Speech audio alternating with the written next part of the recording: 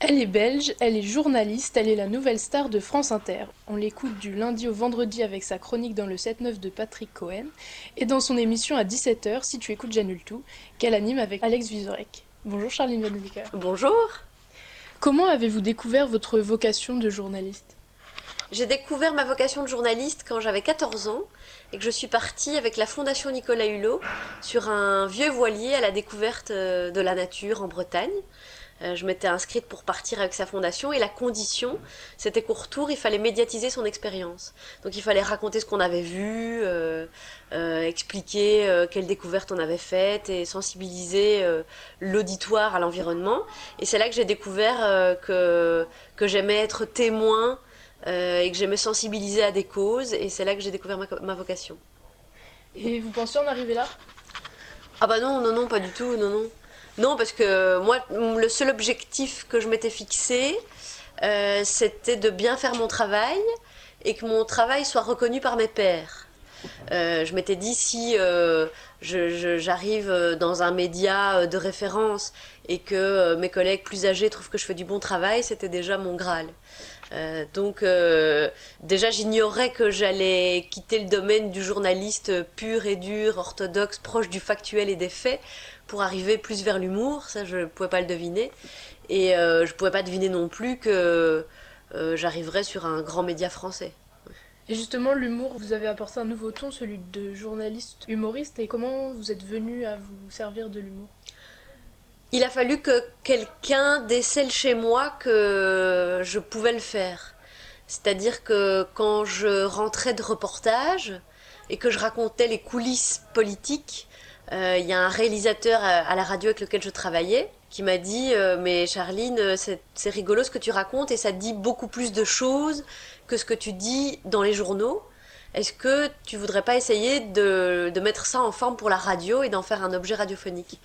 Et j'ai essayé, et puis ça a plu, et puis ici à France Inter, ils ont aimé ce style-là, et ils m'ont encouragé à le développer. Et aujourd'hui, sans le faire exprès, j'ai développé une forme qui est un peu hybride entre le journalisme et l'éditorial. L'éditorial étant s'emparer d'un fait et donner un point de vue dessus.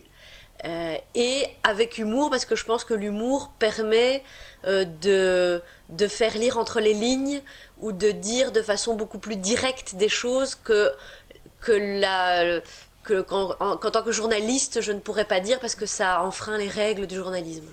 Pourtant, vous ne vous considérez pas comme humoriste. Non, parce que humoriste, je trouve que c'est un métier à part. Humoriste, c'est d'abord chercher à faire rire. Un humoriste, il va tordre le fait, il va peut-être même le dénaturer, parce que son objectif premier, c'est de déclencher le rire. Moi, j'aime bien déclencher le rire, mais c'est pas mon premier objectif. Je préfère d'abord qu'on dise ah ça c'est bien vu et de relever un paradoxe ou de délivrer un message. Et après, si je peux faire rire, tant mieux. Je me considère toujours plutôt comme journaliste. Ado, vous étiez fan de Nicolas Hulot, des Guignols de l'info, vous lisiez Le Canard enchaîné, Charlie Hebdo. Quel enfant, quelle adolescente étiez-vous? Je pense que j'étais une adolescente assez bonne élève, plutôt dans les clous, dans les règles pour certaines choses, mais j'aimais bien aussi jouer avec les lignes. Donc j'avais déjà un côté un petit peu petite crâneuse ou un peu frondeur, un peu voir où sont les limites de la provocation. Et donc, c'est ça que j'aimais sans doute bien aussi dans Les Guignols de l'info, ou dans Le Canard enchaîné, ou dans Charlie Hebdo, c'est de pouvoir s'emparer du réel, mais jouer avec les lignes du réel et les lignes de la bienséance et les frontières qu'on nous impose dans la société et la bien-pensance, etc.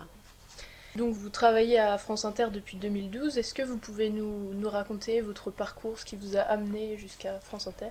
Le premier jour où je suis arrivée à France Inter, c'était comme invitée dans une émission, qui était l'émission de Pascal Clark, qu'elle présentait à 9h, et où elle m'avait invitée parce que, en tant que journaliste pour des médias belges, j'avais suivi notamment François Hollande pendant la campagne de 2012, et j'avais remarqué que comme c'était toujours les mêmes journalistes qui suivaient François Hollande, ces journalistes finissaient par souhaiter que Hollande remporte l'élection parce que ça leur permettait ensuite d'avoir accès à l'Élysée, au voyage officiel, et que donc si Hollande gagnait, il les entraînait dans leur roue. Et même si une fois à l'écrit, ils arrivent à relater le fait avec assez de distance, il y avait quand même toute une cour de journalistes privilégiés qui devenaient copains, voire amis avec l'entourage du candidat. Et je trouvais ça assez malsain pour le travail. Et donc j'ai écrit les coulisses de ça sur un blog. Et Pascal Clark m'a invité pour parler de ça. Et ensuite, comme je faisais déjà depuis assez peu de temps une chronique un peu humoristique dans le style de ce que je fais maintenant, je lui avais glissé un CD parce que je savais que c'était un ton qu'elle aimait bien et qu'elle développait elle-même dans son émission. Et je lui ai donné comme ça en me disant, bon, bah, si jamais elle diffuse ma chronique, ça sera d'une pierre deux coups, euh, sans beaucoup de conviction. Et elle a écouté, ça l'a plu, et elle m'a fait venir une fois par semaine dans son émission pour faire cette chronique. Et puis, la rédaction m'a proposé de co-présenter le 5-7 et d'exploiter ce profil que j'avais, qui était à la fois journaliste, mais capable aussi de jouer avec les lignes et de s'amuser. Et donc justement, vous critiquez cette consanguinité qu'il y a entre certains journalistes et les hommes politiques, et donc vous refusez, vous essayez d'éviter les hommes politiques. Oui, c'est une ligne que je me suis imposée.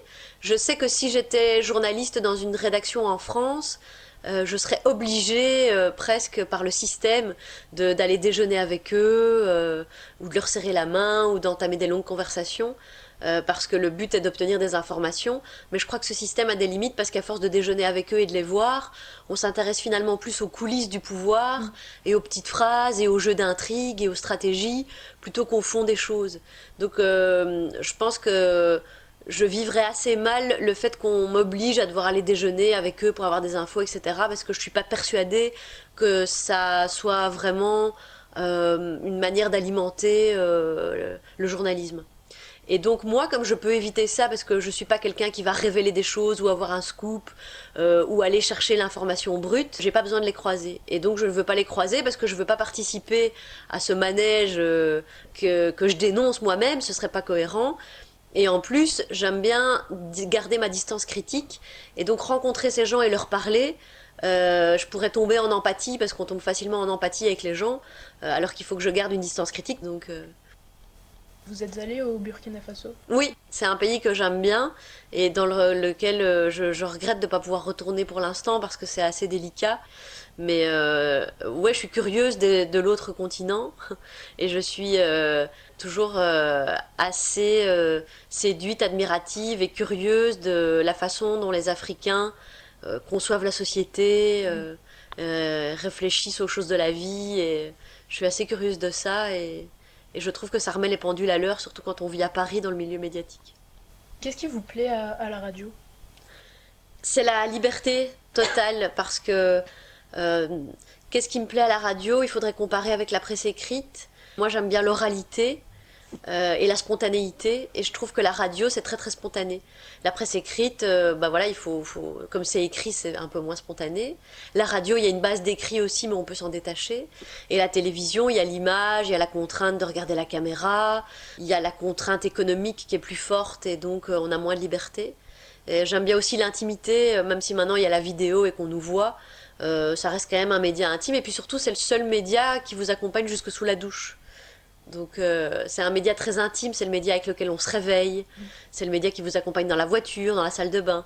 Et donc il y a cette intimité-là et ce rapport qu'on établit avec les gens de l'autre côté que je trouve assez fascinant. La télé, vous avez fait avec la bande de Si tu écoutes Janultou 2 émissions sur France 4. Je Ouais, vous demande de vous arrêter. ouais, Ensuite, en septembre, vous deviez participer à l'émission d'Antoine, ouais. animée par Antoine Decaune. Ouais. Ça vous tente ça? Disons que l'émission sur France 4, j'ai un petit peu accepté sur un malentendu.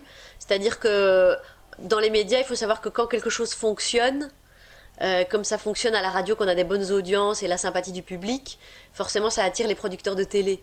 Pour une raison marchande et d'amusement, quoi. Moi, j'aime pas beaucoup cette démarche.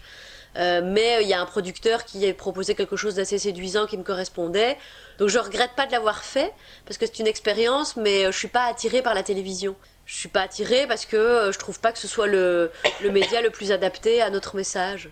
Et j'ai pas de rêve de montrer ma tronche partout et je pense qu'il faut avoir pas mal d'ego pour faire la télévision. Mais en revanche, ça me plaisait, l'idée de travailler avec Antoine Decaune me plaisait. Parce que c'est quelqu'un qui est dans ma famille de pensée, dont j'admire le bagage culturel, la façon dont il rend à l'écran, l'ironie, l'esprit. Et c'est quelqu'un que j'aime bien humainement aussi. Et donc ça m'amusait de travailler avec lui. Alors ça s'est pas fait suite à une chronique où j'étriais Vincent Bolloré et donc j'ai été écartée du projet.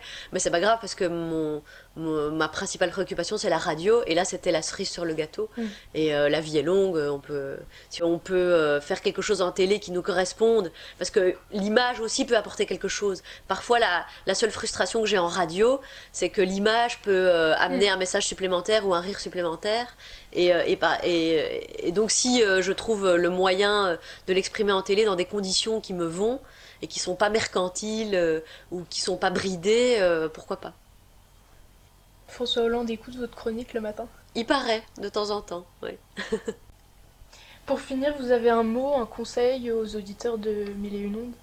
Oui, je conseille aux auditeurs de Mille et une ondes de s'intéresser à l'environnement au sens large, c'est-à-dire la nature et la société et son voisin dans la classe, etc.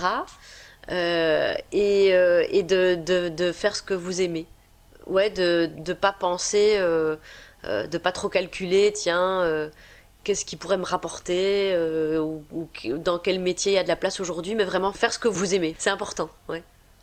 Merci beaucoup. Mais de rien, avec plaisir.